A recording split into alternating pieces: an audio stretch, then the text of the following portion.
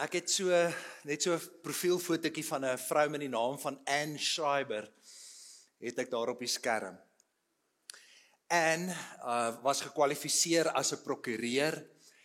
Sy het haar lewe lank, het sy vir die Amerikaanse weergawe van SARS, het sy voorgewerk, so sy het vir die Amerikaanse inkomstediens het sy gewerk, maar sy het nooit regtig, alhoewel sy goed gekwalifiseerd was, het sy eintlik nooit regtig goed gedoen in haar loopbaan en in haar beroep nie. Nie eintlik vreeslike bevorderingsgeleenthede gekry nie. Hulle het haar eintlik ook nie vreeslik goed behandel nie. Maar om 'n lang storie kort te maak, so in 1943, toe tree sy af. Sy het op daai stadium, het sy so $3,000 'n jaar verdien. So 1943 tree sy af, en sy het so $3,000 'n jaar, het sy op daai stadium het sy verdien. Sy het dit reg gekry om met daai $3,000 'n jaar wat sy verdien het 'n jaar, het sy dit reg gekry om $5,000 gespaar te kry. Sy vat toe daai $5,000 en sy belê dit toe in sekere aandele en in sekere dinge wat sy toe nou aangekoop het. Sy was toe vir amper 52 jaar afgetree. Nou hier sit Chris en hier sit Lara, hulle werk in die finansiële wêreld. Hulle sal vir jou sê, luister papi, as jy vir 52 jaar afgetree was, dan het jy heel waarskynlik na 52 jaar zigolo geld oor. 0 zakke, 0 pulas, 0 niks het jy oor na 52 jaar se aftrede nie. Sy is in 1995 is sy oorlede. Groot was mense se skok en was mense se ontnigtering toe sy met haar afsterwe $22 miljoen bemaak het aan die Yeshiva Universiteit in New York. Sy was nie eers deel van daai universiteit gewees nie. Sy het nie spandabelrig geleef nie, en sy het daai $5,000 wat sy aanvanklik gevat het sy belê in die dividende wat sy uit die aandele uit wat sy gekry het sy herbelê en sy het aanhou belê en die aandele het verdeel. En anyway, op die ou einde het sy meer as $22 miljoen agtergelaat na 52 jaar se aftrede. Nou dit is 'n aangrypende storie.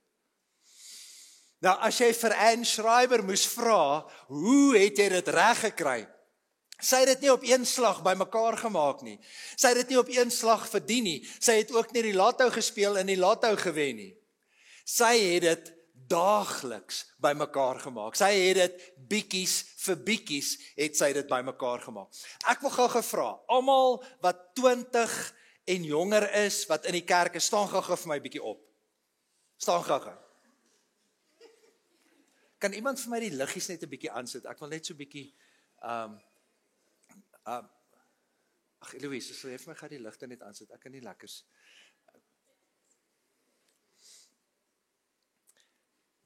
As ek hierdie jong mense vat en ek spandeer 'n week saam met hulle. As ek 'n week saam met jou spandeer, gaan ek hier kan begin en ek kan sê, hierdie ene, ek gaan vir jou kan wys, hoe gaan jou lewe lyk op 50, 60 en 70. Ek gaan vir jou presies kan sê, hoe jou lewe gaan lyk. Sê gou, die van julle wat hier staan, wie van julle wil dik en vet wees, en wie van julle wil lekker maar en in shape wees? Steek gou die hande op, wie wil dik wees, laat ek gou sien? Okay, niemand nie. Wie wil in shape wees? Okay, almal van julle. Alright, sê gou vir my, wie van julle wil sieklik wees en wie van julle wil gesond wees? Okay, steek gou die hande op, wie wil siek deur die lewe gaan? Niemand nie. Alright, sê gou vir my, wie van julle wil sokkel? Ons het iemand gehad wat vir ons gewerk het en gesê, hoor jy ons sokkel? Wie van julle wil sokkel deur die lewe? Sukkel. Okay, alright, luister mooi.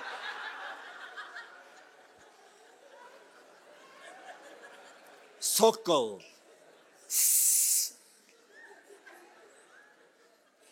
Wie van julle wil, steek gou die hande op, wie van julle wil swaar kry deur die lewe? Wie van julle wil sukkel? Wie van julle wil nie genoeg geld hê nie? Okay, wie van julle wil graag eendag, as julle oud is by julle kinders bly, nie 'n sent besit nie en laat julle nee, bly staan. Laat julle ouers vir julle sorg. Wie van julle wil steek gou die hande op? Ek kan vandag vir julle sê, as ek 'n week tyd saam met julle spandeer, kan ek vir jou sê of jy vet of maar gaan wees en of jy fiks en gesond en ongesond gaan wees. Wie van julle wil naby aan die Here leef? Wie van julle wil die Here beleef en ervaar dat hy deur jou werk? Wie van julle wil daar wees? Steek almal julle hande op. Julle is in die kerk.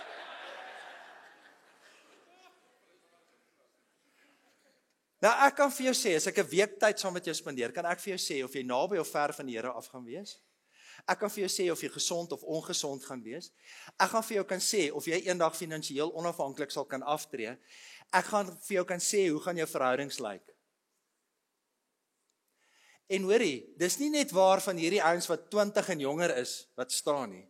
Dis waar van elke liewe een in hierdie, dankie, julle kan maar sit. Dis waar van elke liewe een in hierdie gemeente. Jou lewe gaan bepaal word deur dit wat jy dag vir dag doen.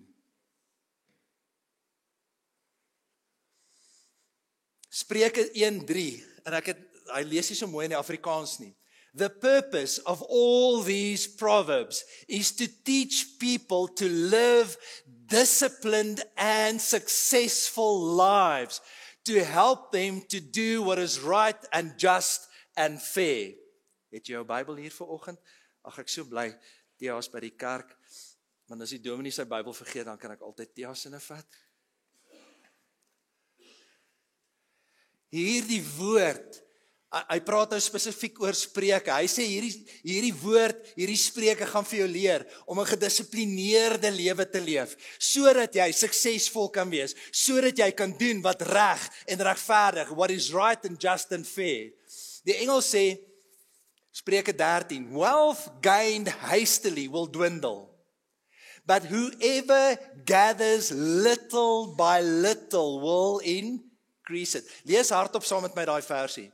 Wealth gained hastily will dwindle, but whoever gathers little by little will increase it. Almal van julle wat 20 en jonger is, staan net gou weer vir my. Sorry. Net gou. Gaan een ete my, as ek een ete ooreet, gaan dit my vet maak. Alright, as ek een keer geoefen het, gaan dit my fiks word. As ek 1 maand gespaar het, gaan dit my ryk maak. As ek eendag my Bybel gelees het, gaan dit my 'n geestelike reus maak. Alright, maar as ek elke dag my Bybel lees, elke dag vroeg opstaan, elke dag tyd maak om by die Here uit te kom, elke dag 'n bietjie oefen, elke maand 'n bietjie spaar, as ek bietjies vir bietjies, elke dag iets in my lewe inbou, sekere dissiplines in my lewe inbou, bietjies vir bietjies maak baie. Sê gou so agter my aan, bietjies maak baie. Wil julle geestelike reuse word? Elke dag spandeer jy tyd in die woord. Elke dag, bietjies vir bietjies, leer jy, groei jy. En dan mag jy dalk soos 'n Anne Schreiber wees, wat na 52 jaar, dan kom jy een oggend agter, hoor, dankie, julle kan sit. Dan kom jy agter, maar ek is 'n geestelike reus.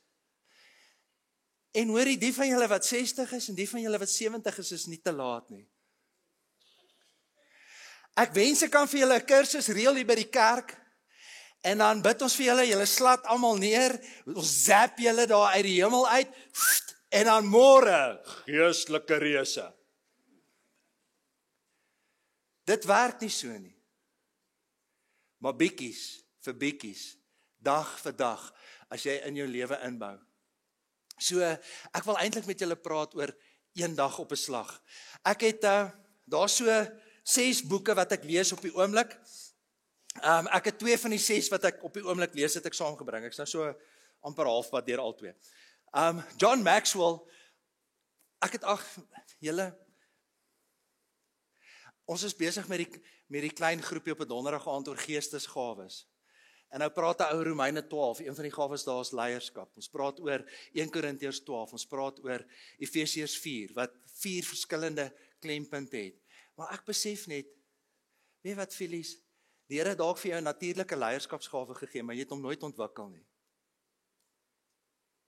Jy het nooit daaraan gewerk nie. So, hoe werk ek daaraan? John Maxwell sê, you don't become a leader in a day, but you become a leader daily. So nou lees ek so bietjie, ek moet bietjie werk aan my leierskapsgawe. Ons kon gepraat het, hy praat oor the law of process. The law of process. Ek lees so bietjie op die oomblik 21 Laws of Leadership. Wie van julle het al James Clear se boek gelees, Atomic Habits? Right, ja, so diep in die 3. Ek kan regtig nogal, ek kon hierdie preek genoem het Atomic Habits. En eintlik al wat hy sê in hierdie boek is hy sê, luister, een dag op 'n slag. Een dag se dieet maak jou nie maar nie. Een dag se oefen maak jou nie fiks nie. Maar doen dit elke dag, doen dit jaar in en jaar uit. Dan gaan ons kyk hoe jy lyk. So kom ons lees net weer daai versie. Wealth gained hastily will dwindle, but whoever gathers little by little, bietjies vir bietjies. Dis al skrif wat ek vandag vir julle gaan lees. Een vers uit Spreuke uit, maar een is genoeg. Rykdom wat sommer so gekom het verminder maklik. Maar wie dit bietjie vir bietjie bymekaar maak. Sê saam met my, bietjies vir bietjies. Daagliks. Een dag op 'n slag. Daar sê hy, julle het hom, hier gaan ons. Mark Wahlberg, een van Hollywood se beste akteurs, een van Hollywood se bekendste akteurs, ook een van die akteurs wat die grootste salarisse ontvang. Hy staan, sy alarm gaan 2:30, nie in die middag nie, 2:30 in die oggend, gaan sy alarm af. Voor hy sy kinders by die skool gaan aflaai, het hy al 2 keer geoefen, 2 storte gevat en 2 groot ordentlike ontbyte geëet. Voor hy sy kinders die middag by die skool gaan oplaai, voor hy by die skool gaan oplaai en dan het hy weer 'n oefensessietjie het hy ingewerk. En hoorie, ontspan nou net asseblief. Ek gaan nou nie vandag vir julle sê trek 'n Mark Wahlberg op jouself. Okay? Dis nie wat ek sê nie. Hy klim in die aande. 7:30 in die aand klim hy in die bed. 7:30 is hy in die bed. 2:30 staan hy op. En dis hoe sy program lyk. Maar hy leef 'n ongelooflike gedissiplineerde lewe. En so, as ek en jy geestelik wil vordering maak, as ek geestelik vooruitgang wil maak, dink 'n bietjie aan die mense in jou lewe wat jy ken, wie jy sou beskryf as 'n groot Christen, as iemand wat regtig naby aan die Here leef. As ons nou alle lewens toe gaan, dan sal ek vir jou wys, daagliks, of hulle nou lus het of nie lus het nie, en of hulle nou moeg is of nie moeg is nie, daagliks staan hulle op, spandeer tyd in die woord, weekliks kom hulle kerk toe. Dis deel van hulle dissiplines, en soos wat jy daai dissiplines doen, en soos wat jy daai dissiplines in jou lewe inbou, so bietjies vir bietjies, leer jy, groei jy, verander jy. Ons het 'n zap-teologie in die kerk. Dominee, ek wil vorentoe kom, en dan moet jy vir my bid, en dan gaan iets uit die hemel uit, my zap, en dan gaan anders wees. En weet jy, die Here kan jou aanraak, en die Here kan 'n geweldige begin maak, en hy kan 'n stuk momentum in jou losmaak, maar die bietjies vir bietjies, die dag vir dag, daaglikse dissiplines wat jou lewe inbou, gaan jou lewe verander. So ons gaan vinnig oor 3 dinge praat. Begrawe jou verlede. Ons gaan 'n bietjie praat oor een dag op 'n slag, en dan gaan ons bietjie praat oor droom oor môre. So ons kyk 'n bietjie terug, ons fokus 'n bietjie op vandag, en dan kyk ons vorentoe. So, nommer 1, begrawe jou verlede. Bury your dead yesterdays. Een van die, en ek dink ons, ek kan nie mooi onthou nie, maar ek dink ons het hierdie voorbeeld het ons al in die kerk gebruik. Een van die aangrypendste voorbeelde van iemand wat haar nooit kon losmaak van 'n hartseer verlede nie, was koningin Victoria. En totdat koningin Elisabeth geleef het, was sy die een wat die rekord gehou het vir die monarg wat die langste geheers het. En sy het begin heers, en toe in 1840, toe kom kuier Albert, daar by Windsor Paleis. Julle wat 20 is, druk net gou toe julle ore asseblief. Hierdie is PG rated, dis nie vir julle om te hoor nie. Na 5 dae,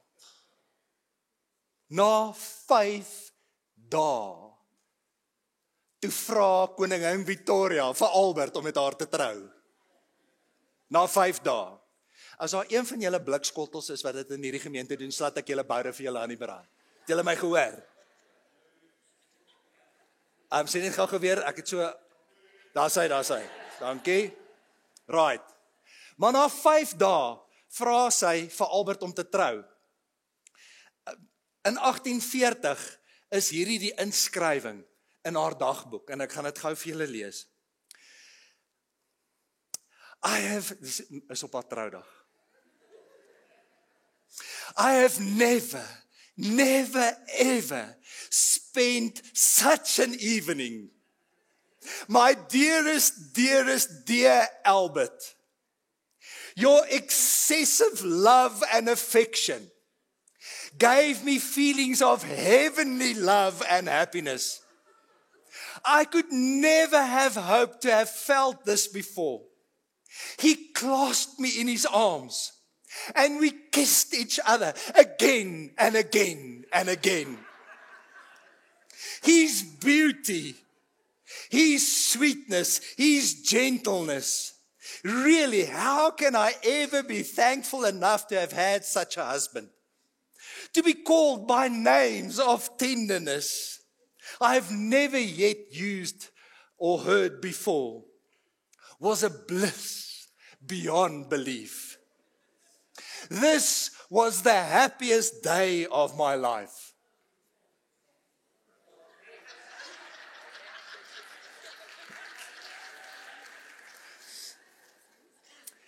Sy en dearest Albert het toe 9 kinders gehad. Sy was nie vreeslik lief en gaande oor kinders nie, en hulle was vir haar lelik. But I guess the excessive love that they experienced had something to do with the 9 kids.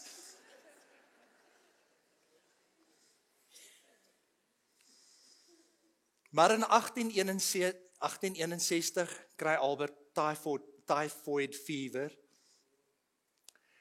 En Albert kom tot sterwe. Vir die res van haar lewe het koningin Victoria swart gedra. Sy het vir die res van haar lewe net swart gedra. Vir die res van haar lewe het sy die bediendes in die huis opdrag gegee om elke dag sy bed te maak, nuwe linne op sy bed te sit, elke dag sy klere uit te sit, elke dag 'n skotteltjie water te tap, die skeerskuim ensovoorts uit te sit vir Albert. Sy het selde die paleis verlaat. En in 1901, toe kom sy tot sterwe.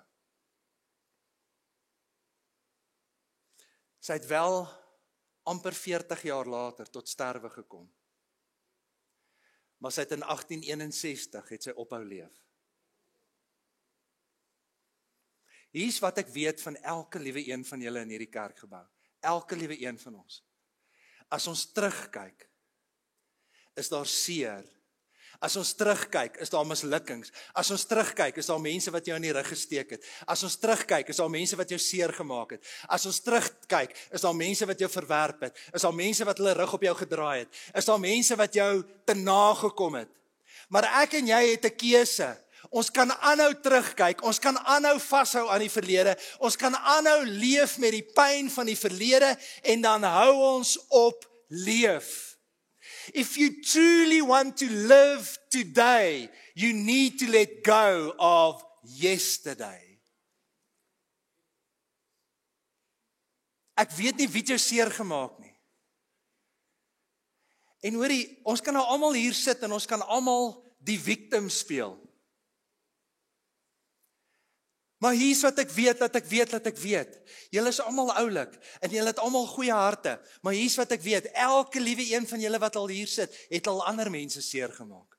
Daarom bid Jabes, hy sê, Here, ek bid, die Engels sê, I pray that you would bless me indeed, increase my territory, give me more to do for me, for you, increase my capacity. I pray that your supernatural hand will rest upon me. Ek bid, Here, beskerm vir my teen die aanvalle van die bose, en dan sê hy, I pray that I will not cause any pain. En hier's wat ek weet. 'n Klomp van julle wat hier sit, nie almal van ons, het al ander mense bewustelik, onbewustelik seer gemaak. So kom ons kyk terug en kom ons kies om onsself te vergewe. Kom ons kyk terug en kom ons maak, dis 'n keuse. Dis 'n keuse. Dis 'n keuse, dis 'n besluit wat jy maak om te sê, maar hoorie, ek gaan hierdie goed laat gaan. Kan ek vandag vir jou vra? Vandag staan hier iemand voor julle, en die Here het vir my gegee. Die Here het gekies om vir my te gee wat Pieter Nel nie verdien nie. Pieter Nel verdien om hel toe gestuur te word. Pieter Nel verdien om gestraf te word. Pieter Nel verdien om dat daar vloeke op hom afreën. Pieter Nel verdien om van God verlate te wees. Maar die Vader het gekies om dit op Jesus te gooi, sodat ek kan kry wat ek nie verdien nie.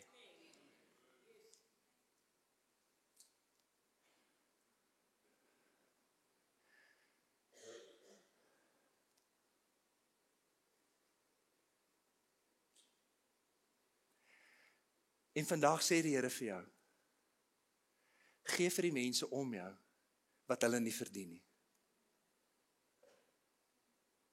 Gee vir die mense om jou wat hulle nie verdien nie. Want as jy dit doen, maak jy jou los van jou verlede. Koningin Victoria se verlede was nou toevallig 'n goeie en 'n mooi een. Maar sy het daarbey vasgehaak. En die Here en sy het nooit vorentoe beweeg in haar lewe nie. En sy het nie meer elke dag geniet en beleef en ervaar en ondervind nie. Die Israeliete, hulle word bevry, hulle trek uit Egipte land uit. If you want to win today, you've got to start by rewriting yesterday. En die Israeliete trek uit Egipte land uit. 'n reis wat net 11 dae moes duur, vat hulle 40 jaar op die ou einde. En dit vat hulle 40 jaar, want hulle leef met 'n slawe mentaliteit. Hulle leef met 'n minderwaardigheidskompleks. Hulle leef met 'n swak selfbeeld. Hulle dink oor hulle self as slawe. Hulle sien hulle self as slawe. Hulle het nie tyd saam met die Here spandeer. Hulle het nie nagedink oor die wonderwerke wat hulle in sy midde gedoen het nie. Hulle het nie besef, maar God is by ons, God is met ons, God is saam met ons. En hulle het nie besef, maar hulle het 'n nuwe identiteit gekry nie. Hulle is nou God se volk, God se kinders, hulle het 'n ander toekoms, 'n ander potensiaal, 'n ander moontlikheid, want God is in hulle, by hulle, met hulle. Maar hulle hak vas by die verlede. En onthou die mislukkings, en onthou die swaar. They've got a poverty mindset. En 'n reis wat 11 dae moes vat 40 jaar. Jy gaan nie die gawe en die vreugde van vandag beleef as jy aanhou vaskyk in die verlede nie. 'n Klompie van julle hier, julle moet die kerk vergewe. Julle moet ander predikante vergewe. En soos wat ek deur die jare, deur die bediening gaan, dan hoor ek horribale stories. En dan luister, ek kan nou hier staan en dit kan lyk asof botter om my mond kan smelt. Hoor, die ongelukkig het ek ook al mense seer gemaak. Nie aspres nie, nie doelbewus nie, maar hy maak foute. Mense doen stupid goed. En partykeer vergeet jy net om 'n ding te doen. En partykeer sê jy net goed wat maak jou los van wat agter jou is. James Clear sê, you get what you repeat. You become what you repeat.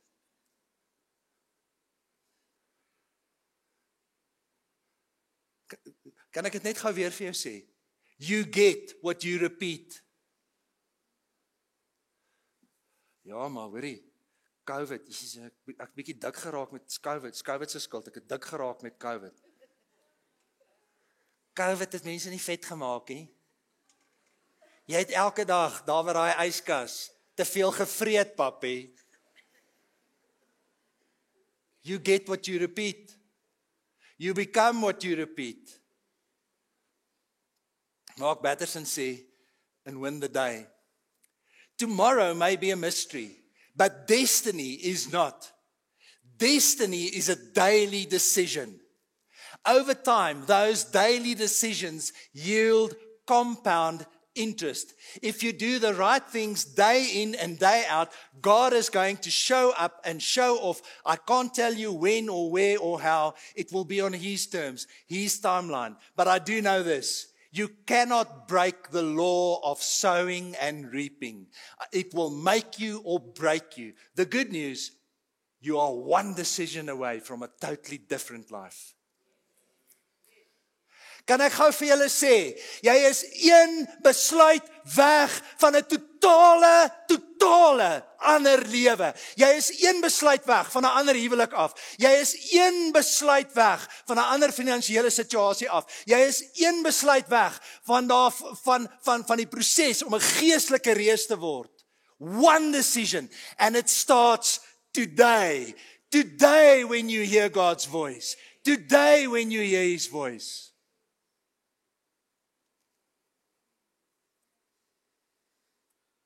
Destiny is not a mystery. It's a daily decision. En dit begin, luister, is daar party Sondag wat hou nie lus het om kerk toe te kom nie. Wat jy moeg is. Jy staan op, papi, jy kom kerk toe. Dis 'n weeklikse dissipline wat jy in jou lewe inbou. En dan luister, môreoggend, as jy moeg en jy wil nog 'n bietjie lê en dan staan jy op en jy spandeer tyd in die woord.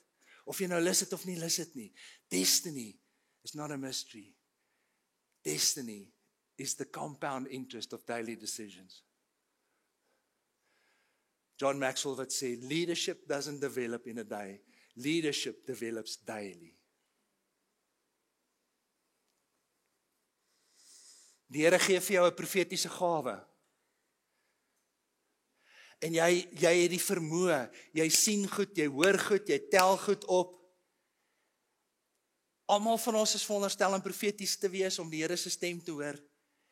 Maar dit gaan jou 15 jaar vat, 15 na 20 jaar vat, van belê in daai gawe, ontwikkel daai gawe, woon kursusse by, oefen, gee vir mense profetiese woorde. Dit gaan jou 20 jaar vat, voor die liggaam van Christus jou dalk sal begin erken as 'n profeet. Selfs met al die ander gawes. Jim Rohn sê, success is nothing more than a few simple disciplines practiced every day. Dan, leef een dag op 'n slag. Ek wil sê, atomic habits, the law of the process. Leef een dag op 'n slag. Moet ek die knoppie druk? Hoe moet ek maak? Moet ek net knoppie druk? Alright, julle het almal al hierdie speechie gesien. Julle het hom almal al op Facebook, op sosiale media gesien, maar kom ons gooi hom. To me, basic SEAL training was a lifetime of challenges crammed into 6 months. So here are the 10 lessons I learned from basic SEAL training that hopefully will be of value to you as you move forward in life. Every morning in SEAL training, my instructors, who at the time were all Vietnam veterans, would show up in my barracks room, and the first thing they'd do was inspect my bed. If you did it right, the corners would be square, the covers would be pulled tight, the pillow centered just under the headboard, and the extra blanket folded neatly at the foot of the rack.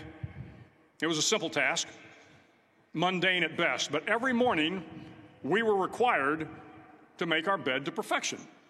It seemed a little ridiculous at the time, particularly in light of the fact that we were aspiring to be real warriors, tough, battle-hardened SEALs. But the wisdom of this simple act has been proven to me many times over. If you make your bed every morning, you will have accomplished the first task of the day. It will give you a small sense of pride, and it will encourage you to do another task, and another, and another. And by the end of the day, that one task completed will have turned into many tasks completed. Making your bed will also reinforce the fact that the little things in life matter. If you can't do the little things right, you'll never be able to do the big things right. And if by chance you have a miserable day, you will come home to a bed that is made, that you made. And a made bed gives you encouragement that tomorrow will be better.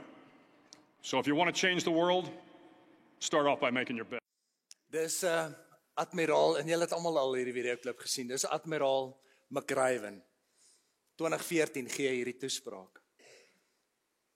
Paar jaar later skryf hy 'n boek oor die Navy SEALs, wat 'n New York bestseller word, wat hy praat oor die 10 dissiplines, wat Navy SEALs in hulle lewe inbou, om hulle lewens te verander.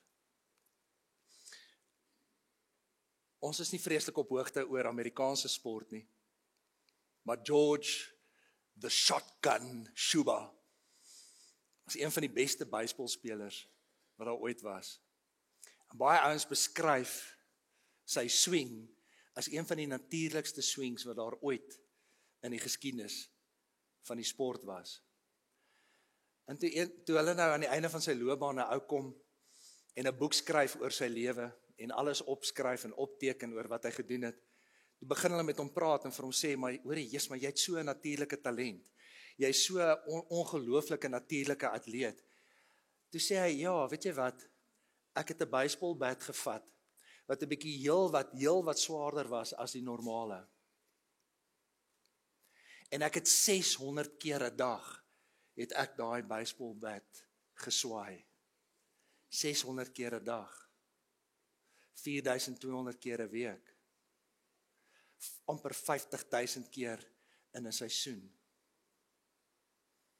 Vir baie jare. En hy maak 'n opmerking en hy sê, hoorie, jy kan die wêreld se beste natuurlike talent hê, maar as jy hom nie daagliks inoefen en hom skaaf, kom jy nêrens. Kan ek gou vir jou vra? Hoe lyk jou daaglikse dissipline tyd saam met die Here? Ek so 3 jaar terug, as ek by 'n konferensie, 400 ouens daar, meeste van die mense is of voltyds in die bediening, predikante of sakemanne met hulle eie besighede wat 10 uur in die oggend by 'n kursus kan wees. Hulle vra by die kursus, wie van julle lees elke dag julle Bybel? Minder as 10% van mense steek hulle hande op. Predikante, papi. Ek wil dit net gou weer sê. Predikante. Minder as 10% steek hulle hande op. Hoe lyk jou daaglikse dissipline en tyd in die woord? Kan julle onthou, as ons na die Bybel toe gaan, hoe lank het manna gehou? 24 uur. Kan julle onthou wat is die Bybel se sperdatum vir woede? Die Bybel sê nie jy mag nie kwaad word nie. Die Bybel sê jy kan kwaad word, maar nie sondig nie. Wanneer dit oorgaan na hande oplê sonder gebed, vingertaal, vuiltaal gebruik, vloek, skel, dan het dit oorgegaan tot sonde. Maar die Bybel sê, wat is die sperdatum vir woede? Son onder. His mercies are new every morning.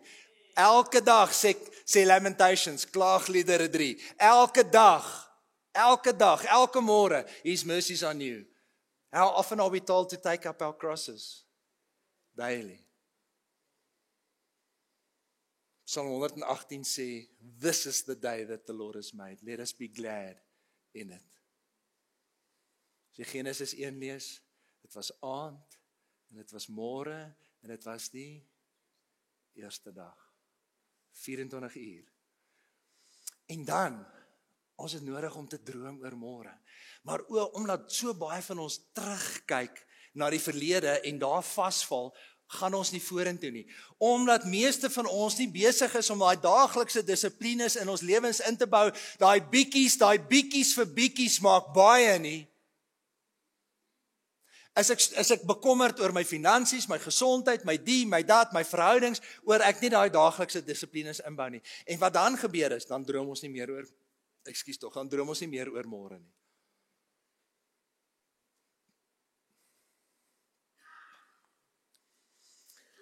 Het julle al gehoor van Elijah Otis?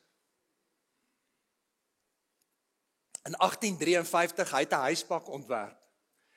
Maar die belangrike deel van 'n huisbak is dat hy nie net moet kan opgaan nie, dat as die kabel breek en hy gaan teen 'n morawiese spoed af, moet daar remme wees wat hom kan keer. En niemand wou huisbakke koop nie. Die hoogste gebou in New York op daai stadium was 5 vloere hoog. Want mense wil nie meer as 5 vloere boontoe klim en opklim nie. Mense wil nie meer as 5 vloere opklim en boontoe klim nie.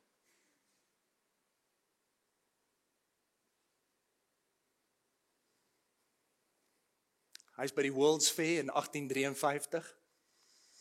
Hy bou 'n baie groot installasie.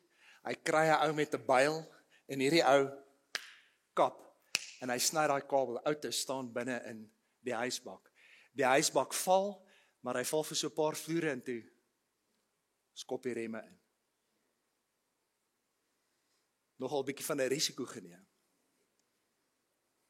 Kan ek net gou vir julle die statistieke lees? In 1854 word die eerste huisbak in 'n gebou ingestel. Teen 1890 is daar 10 geboue hoër as 10 verdiepings. Teen die 1900s was daar 65 geboue hoër as 20 verdiepings. Teen 1908 was daar 538 geboue in New York wat getipeer sou kon word as wolkekrabbers.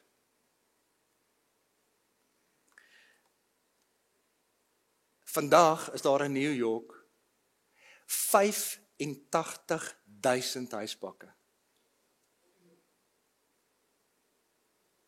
And they make 11 billion trips every year. Maar dit was iemand wat gedroom het oor die toekoms, oor 'n ander toekoms. Maar jy kan droom oor 'n ander toekoms as jy risiko neem, as jy jou daaglikse dissiplines inbou, as jy jou losgemaak het van wat agter jou is. Die van julle wat 20 en jonger is, julle sal nie die fliek onthou, Dead Poets Society nie, maar in dit het Robin Williams gesê, Carpe diem, seize the day. Julle het julle hele lewe lank gewag vir 'n aanhaling van Bruce Lee in die kerk. Hier sê vandag, papi, Bruce Lee het gesê, long-term consistency trumps short-term intensity. Joe Frazier, you can map out a fight plan or a life plan, but when the action starts, you're down to your reflexes. That's where your road work shows. If you cheated on that in the dark in the morning, you get found out under the bright lights.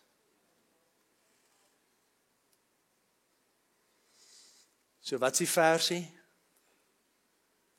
Wealth gained hastily will dwindle, but whoever gains little by little will increase it. So begrawe jou verlede, leef eendag op 'n slag en droom oor môre. Ek in hierdie videoklip en dan gaan ek die preek stop daar. Ek wil net gou hierdie videoklip en julle het hom al gesien. So kom ons luister hom. There was a recent study by the Center for Bible Engagement where they polled 40,000 general population in the U.S. from 8 to 80, and they just wanted to see how we are engaging with Scripture. Right. And they discovered something that actually became kind of the profound discovery of the entire study. They weren't even looking for this, and this is kind of became the highlight of the study. Right. When we're in the Scripture one time a week, and that could be church on Sunday, that's pastor saying you open your Bible, we hear the message, one time a week had negligible effect on some key areas of your life. So I'm going to spell that out more here in a moment. 2 times a week, negligible effect. Now at 3 times a week, there was a blip on the map, like there was a heartbeat. Something happened, again, a heartbeat. Okay. But here was the profound discovery. When we're in the Scripture 4 times a week, it literally spikes off the chart. you would expect that it'd be 1, 2, I mean, there'd be a gradual incline on the effect and impact that would have in your life, but it was literally 1, 2, 3, 4, something radically happens. Okay, you got my curiosity. To this extent. What kind of behavior is being affected? Feeling lonely drops 30%. Wow. 4 times a week in the Four Bible. times a week in the Bible. Okay. Anger issues drop 32%.